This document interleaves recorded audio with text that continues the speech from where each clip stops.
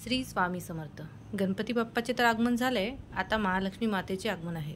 माझ्याकडे पण महालक्ष्मी बसतात, त्यामुळे मी तुम्हाला आता महालक्ष्मीसाठी करंजीच्या पातीसाठी आधी आपण रवा भिजवून घेऊ।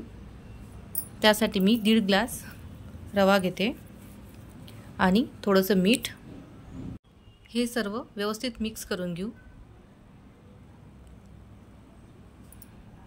याचे 2 भाग करू।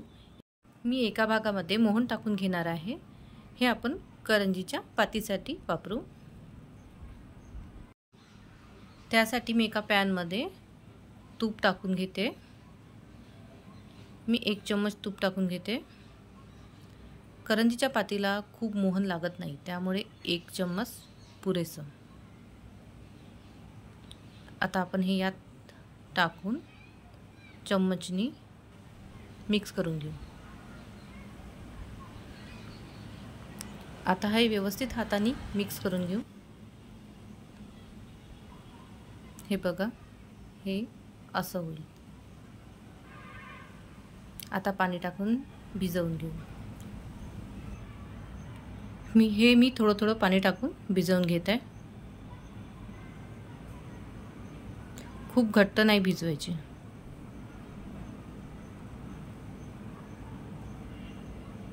हे बघा,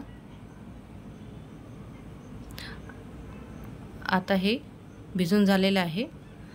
आता या दुसऱ्या भागामध्ये आपण पाणी टाकून भिजवून घेऊ। यात मोहन टाकायचं नाही, हे आपल्याला पापडीला वापरायचं आहे।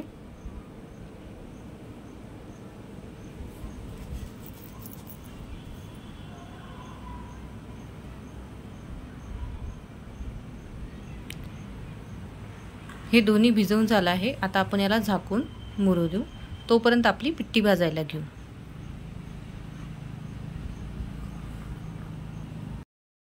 मी कढई ठेवून घेत आहे, त्यामध्ये आपण 4 चम्मच तूप टाकून घेऊ। तूप वितळलं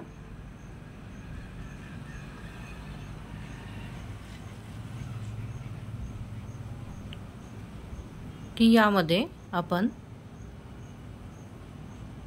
2.5 ग्लास पिठी भाजून घेऊ।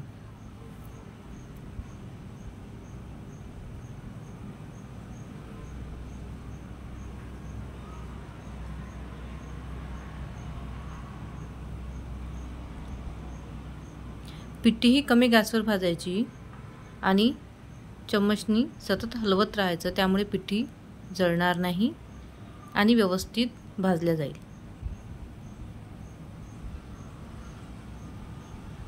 ही अशी लालसर भाजल्या गेली की आपण गॅस बंद करून द्यायचा।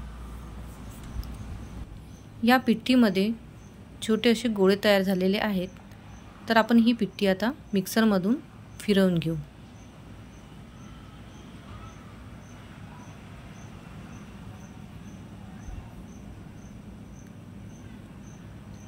आता एका भांड्यात काढून घेऊ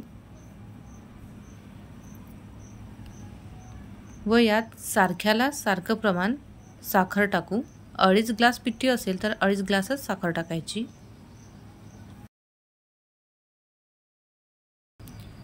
एक चम्मच वेलची पूड टाकून हे मिक्स करून घेऊ। पूर्ण करंज्या भरण्याचा व्हिडिओ मी शूट नाही करू शकली, म्हणून मी तुम्हाला फक्त ही एक करंजी भरून दाखवत आहे।